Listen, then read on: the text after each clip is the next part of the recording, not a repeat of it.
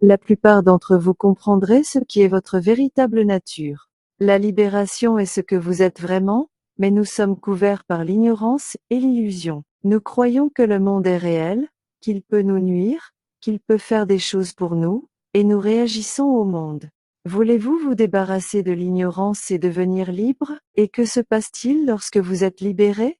Lorsque vous vous éveillez à votre véritable moi, vous êtes le bonheur pur, la paix totale, la joie insondable, l'amour infini. Tous ces attributs sont ceux de l'éveil. Ainsi, si vous voulez vous éveiller, développez tout cela, car vous vous sentirez toujours merveilleusement bien et rien ne pourra jamais gâcher cela. En d'autres termes, si vous êtes éveillé, vous ne réagirez plus à ce qui est montré à la télévision, ce qui est écrit dans les journaux, ce que les gens disent ou pensent. Lorsque vous serez éveillé, vous saurez que tout est bien, que tout dans chaque aspect de votre vie est merveilleux. Et votre vie sera la vie de l'univers, il n'y aura plus de différence entre vous et l'univers. Vous avez lu des livres, vous comprenez qu'il y a un monde de beauté et de joie, un monde d'amour qui pénètre dans ce monde. Cela vous apporte un bonheur absolu et constant, une paix totale et invariable. Il semble que dans le monde où vous vivez, certaines choses vous rendent heureux, tandis que d'autres vous rendent triste. Vous réagissez à ce que le monde vous donne, à la façon dont le monde vous traite, vous réagissez à cela. C'est pourquoi vous n'êtes jamais constamment heureux. Vous n'avez jamais de paix réelle et constante. Votre tranquillité et votre bonheur sont déterminés par ce qui se passe dans votre vie. Alors que pour une entité éveillée, ce qui se passe dans sa vie n'a aucune importance. Vous êtes constamment fou de bonheur, peu importe si on vous jette au lion, si vous gagnez à la loterie, si on vous coupe en morceaux ou si vous avez le corps le plus sain du monde. Tout cela n'a aucune importance car vous êtes toujours parfaitement calme. Vous êtes constamment complètement heureux. Vous voulez être heureux, car vous comprenez que c'est merveilleux. C'est une raison importante d'être heureux. Mais vous ne voulez pas que ce bonheur se termine. Vous voulez qu'il dure éternellement. C'est ce qui est le plus important dans le satsang. C'est pour ça que nous sommes ici. Pour éprouver des émotions de bonheur sans tache. Pour éprouver des émotions de paix totale et de joie absolue. Mais le principal obstacle qui vous empêche d'éprouver la joie et le bonheur dont je parle, c'est l'attachement à une personne, un lieu ou une chose. Cet attachement vous lie à la terre. Il semble vous faire vous réincarner encore, et vous vous retrouvez sur cette planète terrestre. Et si vous avez des attachements, vous croyez que vous êtes ce corps et cette pensée. Si vous croyez que vous êtes le corps et la pensée, vous devrez alors éprouver toutes les émotions de ce monde. Vous éprouverez des émotions liées aux choses terrestres, et vous vous attacherez à ces choses. Vous allez croire qu'une personne ou un endroit peut vous rendre heureux. Vous allez croire qu'une personne ou un endroit peut vous rendre malheureux. Vous allez croire que si vous parvenez à cela, vous serez les personnes les plus heureuses sur Terre, mais si vous n'y parvenez pas, vous serez malheureux pour toujours. Vous croyez que si seulement cette personne est dans votre vie, vous serez la personne la plus heureuse sur Terre. Mais quand cette personne entre dans votre vie, après un certain temps, vous voudrez qu'elle ne l'ait jamais fait, car elle vous rend malheureux. C'est ainsi que les choses se passent dans ce monde. Apprenez donc à ne pas être attaché. Voici un bon exemple à ce sujet. Supposons que vous faites un rêve. Dans ce rêve, vous êtes d'abord un enfant, puis vous grandissez. Vous vous mariez, achetez une nouvelle maison et de nouvelles voitures, vous avez 3 enfants, et vous menez une vie relativement bonne. Puis vous vous réveillez de ce rêve. Permettez-moi de vous demander combien de temps vous avez été attaché à vos enfants qui vous ont été rêvés avant de les oublier? Combien de temps avez-vous été attaché à votre conjoint du rêve avant de l'oublier? Combien de temps avez-vous été attaché à votre voiture et à votre maison? Combien de temps vous a-t-il fallu pour oublier tout ce qui a été gagné durant ce rêve? Quelques secondes? Minutes? Heures? En règle générale, vous oubliez complètement les rêves en quelques minutes. Et cela, c'est la non-attachement. Si pour une raison quelconque vous ne pouviez pas oublier les gens et les expériences du rêve, vous ne pourriez pas fonctionner. Vous vivriez dans 2 mondes. Vous vivriez dans le monde du rêve et dans ce monde-ci. Et vous penseriez qu'ils sont tous les deux réels. C'est pourquoi votre nature fait que vous oubliez le rêve. Vous avez suffisamment de problèmes dans ce monde. Imaginez ce que ce serait si tous vos rêves étaient constamment présents dans votre esprit, comme s'ils étaient réels. Et c'est pourquoi vous cessez rapidement d'être attaché aux rêves. Que feriez-vous avec ce monde? Avec ce que l'on appelle le plan terrestre. Dans ce monde, vous aussi pensez que tout est réel, et vous faites la même chose. Vous grandissez, vous accomplissez des choses que vous pensez vous rendront heureux. Vous voulez rencontrer la bonne personne pour vous marier avec elle, et vous vous attachez à ces choses. C'est là que réside le problème. Vous vous attachez aux personnes, aux endroits et aux choses. C'est le seul problème que vous avez. Mais je ne parle pas de détachement complet où vous n'avez aucun sentiment ni amour. Je ne parle pas du tout de ça. Être détaché ne signifie pas du tout ce que vous pensez. Être détaché signifie que vous n'avez plus l'envie de vous accrocher à quelque chose. Vous n'avez plus besoin de posséder quelque chose, de le retenir, vous en êtes libre. Plus vous devenez spirituel, plus vous devenez libre. Pour être heureux, vous n'avez plus besoin de recevoir ou de posséder quelque chose. Vous laissez tout tranquille, vous n'êtes plus obsédé par les personnes, les lieux et les choses, mais vous êtes rempli d'une grande compassion et d'amour pour tout et pour tous. Mais vous n'êtes pas attaché. En d'autres termes, lorsque vous êtes avec une autre personne, vous l'aimez, mais vous n'êtes pas obsédé par elle, vous ne la possédez pas, vous l'aimez tout en lui donnant la liberté d'exprimer qui elle est. Et si cette personne part un jour loin de vous, l'amour reste toujours. Elle ne disparaît pas car vous vous aimez vous-même. Si vous comprenez ce que signifie un tel amour, il ne peut pas venir et partir en fonction des personnes, des lieux ou des choses. Car l'amour est toujours présent, car c'est ce que vous êtes. La dépendance s'en va. Ainsi, si votre conjoint veut vous quitter, si votre voiture a été volée, si votre maison a brûlé, cela n'affecte en rien votre vie, car quelque chose de profond à l'intérieur de votre cœur vous dit que tout va bien. Il n'y a pas d'erreur. Vous devenez invincible. Aucune personne ne peut vous nuire, même si elle essayait. C'est la vraie non-attachement. En d'autres termes, vous pouvez avoir des choses, ou ne pas les avoir, il peut y avoir des gens dans votre vie ou pas, vous pouvez vivre n'importe où dans le monde, ou ne pas y vivre, c'est la même chose, il n'y a pas de différence. Votre vie ne dépendra de rien d'externe ou d'interne. Pensez à ce que cela signifie de vivre ainsi. Comme vous vous sentirez merveilleusement bien. Vous ne serez jamais plus dépendant des gens, mais vous les aimerez. Cela ne signifie pas que vous deviendrez sarcastique et désagréable. Cela signifie que vous deviendrez des êtres aimants, des êtres compréhensifs, des êtres compatissants. Vous laissez les choses tranquilles, et vous laissez les gens tranquilles. Vous vous tournez vers l'intérieur de vous-même. Toutes les réponses se trouvent en vous. Toutes les réponses que vous cherchiez depuis si longtemps se trouvent en vous. Vous apprendrez à dépendre de votre vrai moi dans tout ce que vous faites. Néanmoins, vous coopérez avec les gens, vous coopérez avec le monde, mais dans votre cœur, vous comprendrez que le monde est un spectacle éphémère, une fantaisie éphémère. Rien ne reste pareil. Par conséquent, vous devenez invincible. Peu importe ce que le monde vous montre, il ne pourra jamais vous faire de mal, même si vous avez un cancer ou le sida, cela n'a pas d'importance. C'est normal. Cela ne concerne que le corps, mais vous n'êtes pas le corps. Si un médecin vous dit que vous êtes parfaitement en bonne santé, que tout va bien dans votre corps, c'est normal aussi. Ce n'est pas important. Vous voyez, c'est deux côtés d'une même pièce. La seule chose qui peut causer quelque chose de mal pour nous est notre réaction aux circonstances. La seule chose qui détermine ce qui nous arrive, c'est notre réaction à la situation donnée. Vous êtes le seul responsable de tout. Vous êtes responsable de votre existence, de votre corps. Vous êtes les maîtres de vous-même. Cela dépend de vous. Souvenez-vous-en toujours. Cette vie n'est rien d'autre qu'un rêve de plus. La seule façon de se réveiller et de découvrir qu'il y a quelque chose d'autre, quelque chose de plus beau que tout ce que vous avez jamais imaginé, est de cesser de s'attacher à quoi que ce soit. Possédez ce que vous voulez, mais ne laissez pas vos possessions vous posséder. Apprenez à vivre ainsi, et vous serez toujours très heureux.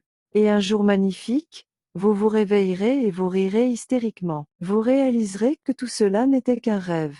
Peu importe à quel point il pouvait sembler réel, c'était un rêve. Vous n'êtes pas ce que vous semblez être. Vous êtes au-delà de tout ce que vous êtes capable de comprendre. Apprenez à vous asseoir dans le silence et à être en paix, car votre vraie nature est la sagesse infinie, la réalité absolue, la conscience pure, la conscience. Vous n'avez pas à pratiquer quoi que ce soit pour être libre.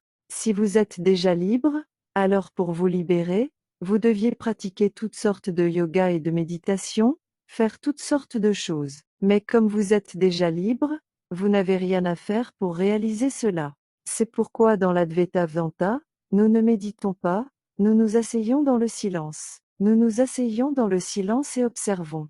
Nous travaillons consciemment sur notre conditionnement. Nous observons l'esprit. Qu'est-ce que l'esprit? Sinon un tas de pensées sur le passé et des préoccupations pour l'avenir. C'est tout ce que l'esprit est. Nous apprenons à rester concentrés ici et maintenant. Nous observons ce qui se passe autour de nous, mais nous ne réagissons jamais. Nous agissons avec notre cœur, mais nous ne réagissons jamais. Dès que nous commençons à vivre ainsi, nous remarquons qu'au fil des semaines, des mois et des années, quelque chose commence à se produire en nous. Nous devenons plus calmes et plus aimants, nous devenons plus gentils, la plupart du temps nous nous sentons heureux. Nous sommes sur le chemin de la réalisation de soi. Mais si vous êtes hautain, sarcastique, insupportable, si vous êtes de mauvaise humeur, alors vous avez des problèmes. Parce que ces choses vous lient à la terre. Ils vous retiennent attachés à cette terre. Et vous reviendrez encore et encore, si vous ne faites rien à ce sujet. Et c'est votre choix. En réalité, ce choix est la seule liberté que vous avez. Tout le reste est prédéterminé. Mais vous avez le choix, de vous tourner vers l'intérieur ou de réagir. Le choix vous appartient toujours. Personne ne veut vous faire de mal. Nous vivons dans la conscience. La pensée ne peut pratiquement pas causer de mal. La conscience nous contient comme une image. Parce que la conscience est une réalité absolue, et nous aussi sommes une réalité absolue. La conscience est omniprésente. Elle est présente partout, en même temps. Il n'y a pas de place pour autre chose. Cela signifie que vous êtes fait de bonté, d'amour, de paix, de bonheur et de joie. Voilà ce que vous êtes vraiment. Concentrez-vous sur ces choses. Ne vous concentrez pas sur les nouvelles à la télévision et dans les journaux. Ne faites pas attention à ce que les gens disent ou font. Le monde a été tel qu'il est depuis des millions d'années. Il ne changera jamais. Votre mission est de partir de ce monde, et cela peut se faire en devenant non attaché, en vous débarrassant de vos émotions. Je sais que certains d'entre vous disent, eh bien, j'ai vraiment eu une vie difficile. Chaque personne a eu des moments difficiles dans sa vie. Oubliez cela. Vivez le moment présent. Vivez un seul instant. Soyez libre maintenant. Libérez-vous maintenant. Si vous vivez correctement un seul instant, vous n'aurez pas à vous soucier de l'avenir. L'avenir prendra soin de lui-même. En ce qui concerne le passé, il ne peut pas vous nuire, à moins que vous n'y pensiez. Si vous pensez à tout ce qui vous est arrivé dans le passé, vous y retournez. Vous le recréez dans votre esprit. Vous le ramenez à la vie. Vous devez apprendre à laisser complètement et totalement le passé derrière vous. Ne vous inquiétez pas pour l'avenir, et sentez-vous bien maintenant. Et vous le faites en prenant le temps chaque jour de vous asseoir en silence, en observant, en regardant, et en demandant, qui suis-je? Lorsque des pensées vous viennent, vous vous demandez à qui ces pensées viennent, elles viennent à moi, je pense à cela, alors qui suis-je? La pensée je suis la source de tous vos problèmes. Par conséquent, si vous vous débarrassez de cette pensée, tous vos problèmes disparaîtront également. La façon de se débarrasser des pensées je suis est de se demander qui suis-je, d'où vient cette pensée, quelle est l'origine de ce jeu. La pensée je vient de votre cœur spirituel, et se déplace vers votre cerveau. Lorsque cela se produit, vous devenez l'être humain que vous êtes maintenant. Et alors vous dites, j'ai besoin de ça, je veux ça, je dois l'avoir, ça me fait mal, ça me donne la possibilité de me sentir bien. La finalité de l'auto-examen est bien sûr de retourner dans le cœur. C'est pourquoi vous commencez à prêter attention à la pensée je. Vous l'observez en vous asseyant dans le silence. Et quand ces jeux arrivent à vous, quand la question se pose, vous demandez à qui cela vient. Est-ce que cela vient à moi ou à la pensée je? Cette question s'est posée à la pensée je. C'est cette pensée je qui est triste, contrariée. Et vous demandez qui suis-je, quelle est l'origine de ce jeu? En fait, qui suis-je signifie quelle est l'origine de la pensée je. Quelle est l'origine? Vous vous posez cette question encore et encore. Un jour, certains d'entre vous auront une sorte d'explosion. La pensée je reviendra au cœur et vous deviendrez omniprésent, universel. Vous deviendrez la conscience du vrai je que vous êtes en réalité. Et à partir de ce moment, vous serez toujours dans un bonheur pur, sans tache, et en paix constante. Cela ne vous quittera jamais. Vous comprendrez que vous n'êtes pas votre corps, ni votre esprit, ni vos pensées. Vous êtes le substrat de tout ce qui existe. Vous êtes le Dieu que vous priez. C'est vous. C'était toujours vous. Il n'y a pas de Dieu en dehors de vous. Vous avez prié pour vous-même. Vous êtes ce Dieu auquel vous avez prié toutes ces années. Et c'est cette conscience universelle qui se sentira elle-même. C'est une joie absolue, un amour absolu, une paix absolue. En réalité, ces mots sont synonymes. Le mot qui doit être utilisé ici est béatitude. La béatitude implique tout ce que ces mots impliquent, une joie absolue, un calme absolu et un amour absolu, c'est-à-dire la béatitude. Ce sont d'autres noms pour la béatitude. C'est pourquoi lorsque vous réalisez votre vrai moi, vous ressentez la béatitude dont vous avez toujours été doté. C'est votre état naturel. En réalité, il n'y a que la conscience. La conscience ne connaît que lui-même. Et ce vrai moi est la béatitude. Sa nature est la béatitude. Comment peut-il savoir quelque chose s'il n'a rien avec quoi rivaliser, s'il n'a rien à comparer? Il est en lui-même. Il n'a rien avec quoi rivaliser car il n'a pas d'opposé. Il n'a rien avec quoi se comparer. Il n'y a que la conscience, c'est tout. Alors découvrez qui vous êtes vraiment. Il ne devrait y avoir aucune attache dans votre cœur, seulement de l'amour, du calme et de la joie. Si vous comprenez la vérité de votre vrai moi et que vous comprenez qui est ce que vous êtes vraiment, tout se déroulera comme il se doit. Cela fonctionne de manière incroyable. Lorsque vous devenez spirituellement mature, tout se passe comme il se doit. Cela ne signifie pas que vous devez abandonner votre famille et partir en Inde, ou quelque part ailleurs, et vivre dans une grotte. Au contraire, cela signifie que vous deviendrez un meilleur père que vous ne l'avez jamais été auparavant. Parce que vous n'aurez pas de favoris, vous ne serez pas attaché, vous pourrez être un bon enseignant pour vos enfants. Vous pourrez les guider sur le chemin de la vérité, car vous ne partirez pas de votre ego ou de votre ignorance. Vous agirez avec sagesse, vous serez un exemple pour vos enfants, un exemple de sagesse, d'honnêteté absolue, de joie absolue, de calme absolu, et vos enfants vous imiteront. Il n'est pas question ici de ne pas prendre soin de vos enfants. Il n'est pas question d'être un mauvais père. Si vous devenez auto-réalisé, vous deviendrez un bon père. Essayez. Vous deviendrez calme et silencieux, vous contemplerez le fonctionnement de votre corps, vous l'observerez. Vous observerez comment votre esprit pense. Lorsque vous faites quelque chose, vous vous comprendrez pleinement. Mais ne réagissez pas. Et au fur et à mesure que vous le ferez, vous remarquerez que vos pensées deviennent de plus en plus faibles. Si vous réagissez à vos pensées, elles ne feront que devenir plus fortes. Mais si vous ne réagissez pas à vos pensées, si vous les observez simplement sans ressentir aucune émotion envers elles, elles deviendront de plus en plus faibles, jusqu'à ce qu'elles disparaissent complètement.